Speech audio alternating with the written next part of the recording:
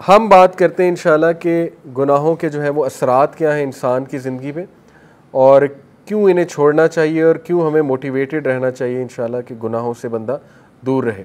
सबसे पहली बात तो ये समझ लें, देखें कि गुनाह की नेचर ही ऐसी है कि वो आपको नुकसान देगा। ये इसलिए नहीं है कि अल्लाह आपको पनिश कर रहा है, अल्लाह तो इंसान को पनिश करना चाहता ही नहीं। कुरान में है, सूरह निसा में अल्लाह कहते हैं अल्लाह तुम्हें पनिश करके क्या करेगा अगर तुम अल्लाह के मानने वाले और अल्लाह से इस्तग़फ़ार करते हो, अल्लाह का शुक्र करते हो।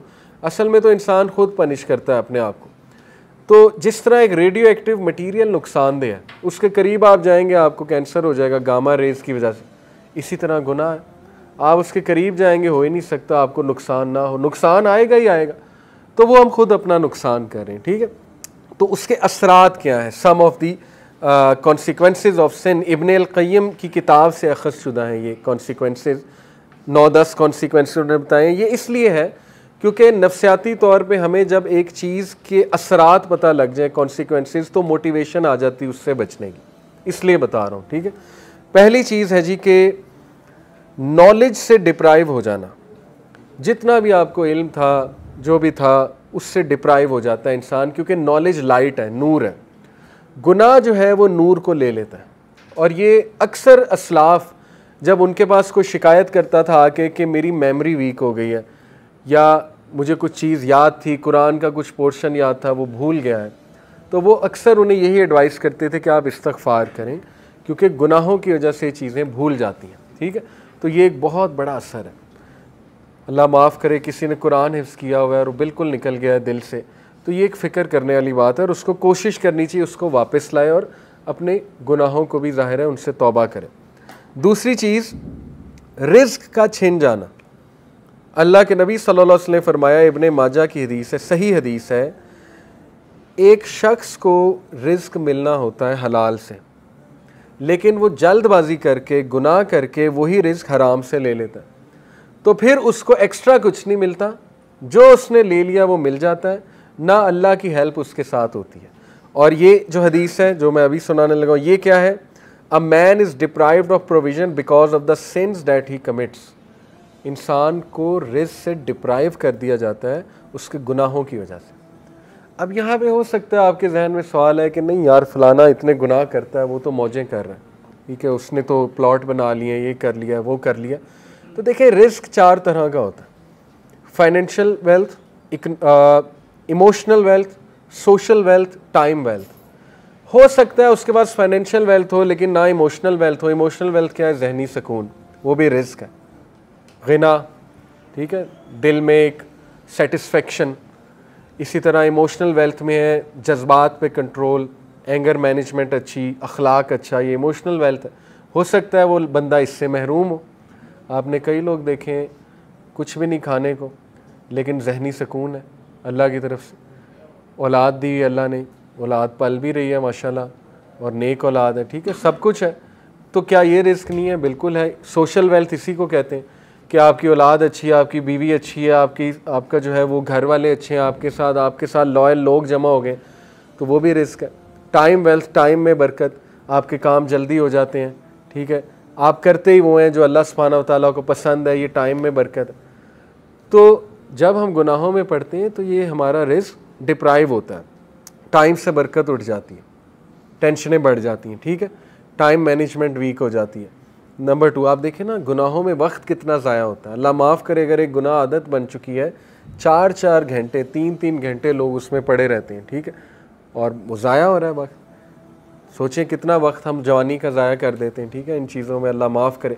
तो उससे निकलना है, अपने आप को मोटिवेट करना है। फिर आप देखें सोशल वेल्थ, हमारे साथ लोग ही ऐसे आ जाएं जो हमें खाने को तैयार है और बस उनकी नज़र हमारी दौलत पे हो, तो फिर ये कौन सा रिस्क है? इसका मतलब डिप्राइव हो रहा है और गुनाहों की वजह से। फिर आप देखें इमोशनल वेल्थ, जहनी सुकून है ही नहीं, हर वक्त टेंशन है, हर वक्त स्ट्रेस है, हर वक्त परेशानी है, हर वक्त मुंह पे शिकायत है, तो इसका मतलब गुनाहों के असरात आ तो रहे हैं। तो इसलिए गुनाहों के असरात रिस्क की तंगी से आते हैं, ठीक है। रिस्क कभी अल्लाह बढ़ा के देता है, कभी घटा के देता है। ओवरऑल रिस्क तो लिखा हुआ है, लेकिन ये अल्लाह की डिस्ट्रीब्यूशन है। अल्लाह अपने बंदों को चेक करने के लिए कभी ज़्यादा दे देता है उस क्वांटिटी में से, कभी कम कर देता है, जब वो दोबारा इस्तग़फ़ार करते हैं फिर बढ़ा देता है, ठीक है। ये अल्लाह बादशाह है, अल्लाह जैसे चाहे कर सकता है। नंबर 3, अल्लाह और बंदे में एक ला ताल्लुकी, सेंस ऑफ एलिनेशन, जो बहुत बड़ी पनिशमेंट है, अल्लाह माफ़। बल्कि सबसे सीरियस बात है ये, जब आप अल्लाह से दूर हो जाएं और एक डिस्टेंस फील करें और एलोन फील करें। दुनिया की सबसे बड़ी लोनलीनेस, सबसे बड़ी तन्हाई अल्लाह से दूरी, ठीक है। तो गुनाह वो उस डिस्टेंस को इंक्रीज़ करते हैं, क्योंकि देखें ना, इंसान अल्लाह माफ़ करे अब गुनाहों में होता है तो अल्लाह, ज़ाहिर है फरिश्ते उसके इर्द गिर्द नहीं होते, फरिश्ते भी उठ जाते हैं उस जगह से, रहमत नहीं होती अल्लाह की, लेकिन उम्मीद होती है, उम्मीद बहुत है। अल्लाह गुनाहगारों को ही माफ़ करते हैं, ऑब्वियस सी बात है। अल्लाह ज़रूर होते हैं बंदे की तरफ मोहब्बत से देख भी रहे होते हैं, चाहते हैं बंदा निकल आए और बंदा जो है मुझसे दुआ करे, मुझे पुकारे, लेकिन गुनाहों की वजह से आहिस्ता आहिस्ता ये रिलेशन वीक होता जाता है। वीकनेस यहाँ तक आ जाती है कि एक बंदा ना मायूस हो जाता है, कहता है यार क्या अल्लाह से मदद मांगूँ, मैं तो बहुत ही एक्स्ट्रा कर चुका हूँ काम, इसराफ़ कर चुका हूँ गुनाहों के, अब क्या मैंने अल्लाह से बात करनी, ठीक है। तो फिर बंदा गिव अप कर देता है, गिव अप करके वो मज़ीद गुनाहों की तरफ चला जाता है। इसलिए इस डिस्टेंस को कम करने के लिए इस्तिग़फ़ार करना, गुनाहों से तौबा करना, गुनाहों को छोड़ना, ताकि आप अल्लाह के करीब आ जाएं और उस रिलेशन को एंजॉय करें। खालिक के साथ जो रिलेशन है ना, वो सबसे खूबसूरत, सबसे हेल्दी रिलेशन है, सबसे ब्यूटीफुल रिलेशन है, और इंसान खुश हो जाता है खालिक के साथ रिलेशन स्ट्रॉन्ग करके, ठीक है। ये चौथी चीज़, things become difficult for him so that he does not turn his attention towards any matter but he finds the way blocked or he finds it difficult। काम मुश्किल होना शुरू हो जाते हैं गुनाहों की वजह से। मैंने जैसे कहा रिस्क में तंगी आ जाती, इस तरह कामों में भी मुश्किलात आना शुरू हो जाती हैं। अच्छा खासा काम कोई था, होने लगा था, एकदम मुश्किल बन गया, रुकावट आ गई, ठीक है।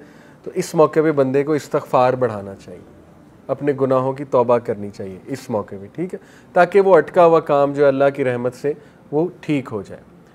एक असलाफ़ थे, सलफ़ थे, उनका वाक़या है कि वो कुरान हाफिज़ थे, तो उन्होंने क्रिश्चियन औरत से, एक क्रिश्चियन औरत थी, उससे उन्हें मोहब्बत हो गई, बहुत खूबसूरत औरत थी वो, तो ज़ाहिर खूबसूरती की वजह से वो अट्रैक्ट हुए। उस क्रिश्चियन औरत ने उनके सामने शर्त ये रखी कि तुम इस्लाम छोड़ दो, इस्लाम छोड़कर जो है ना वो फिर तुम मुझे पालोगे। तो वो जो सलफ़ थे उन्होंने बात मान ली, अल्लाह माफ़ करे, he left Islam for the sake of women, उससे इम्प्रेस हो गई। और फिर जो है वो एक बार कहीं से गुज़र रहे थे तो कुरान की जो है ना वो ये आयत उनके सामने आई, सूरह हज की, कि लोगों में से कुछ ऐसे हैं जो एज पे खड़े हुए हैं, जब तक उन्हें अच्छाई आ रही है वो अल्लाह की तरफ है, और जब उन्हें कोई मुश्किल आती है तो वो इस्लाम से चले जाते हैं, और ऐसे लोग दुनिया में भी खसारे वाले हैं, आखिरत में भी खसारे वाले हैं। तो वो इतना रोए ये आयत सुन के कि अल्लाह ने मुझे मैसेज दे दिया है, उन्होंने तौबा की और वापस आए। तो मैं आपको बताने का मकसद ये कि कई असलाफ़ आपको नज़र आएंगे जो बाद में मुहद्दिस बने, बड़े बड़े टीचर्स बने, दीनदार लोग बने, उन बहुत डार्कनेस में थे, बहुत ज़्यादा। जैसे अब्दुल्ला बिन मसलम का वाक़या है, इमाम बुखारी के टीचर, शराबी थे, शराब छूटती ही नहीं थी, ठीक है, शराब के नशे में धुत थे। एक दिन इमाम अश-शाबी आए, जो कि उस दौर के बहुत बड़े मुहद्दिस थे, गधे पे सवार थे वो, क्योंकि रसूलुल्लाह की सुन्नत है, गधे पे रसूलुल्लाह ने सफ़र किया हुआ है। उन्होंने बड़ा मजाक उड़ाया, अब्दुल्ला बिन मसलम ने शराब के नशे में धुत बेशर्मी से उनके सामने गए, कहते भाई कौन हो तुम लोग, तुम्हारे इर्द गिर्द जमा हो रहे हैं, किधर से आए हो। इमाम अश-शाबी ने कहा जी मैं मुहद्दिस हूँ। उन्होंने कहा जी मुहद्दिस क्या होता है। इमाम अश-शाबी ने कहा मुहद्दिस होता है जो हदीस सुनाता है। तो उन्होंने बेशर्मी से कहा अच्छा मुझे भी सुना, देखते हैं मुझ पे कितनी असर करती है। शराब के नशे में धुत थे तो उन्होंने हदीस सुनाई कि नबी अकरम सल्लल्लाहु अलैहि वसल्लम ने कहा जब तू शर्म ना कर तो जो चाहे कर। आप देखेंगे कितने ज़हीन थे कि वही मौका था, वो बेशर्मी से आया था ना। अल्लाह के नबी ने कहा ठीक है, ये इस तरह है जैसे एक बाप बेटे को नहीं कहता जा फिर जो करना कर। तो देखें वो हदीस ऐसा उनके ऊपर गिरी पहाड़ बन के। उन्होंने कहा कि मैं उसी वक्त बस तौबा की, इरादा किया कि अल्लाह मैं इतना बेशरम हो गया हूँ। और माशाल्लाह आप देखें वो अब्दुल्ला बिन मसलम इमाम बुखारी के उस्ताद, ठीक है, हदीस के हवाले से।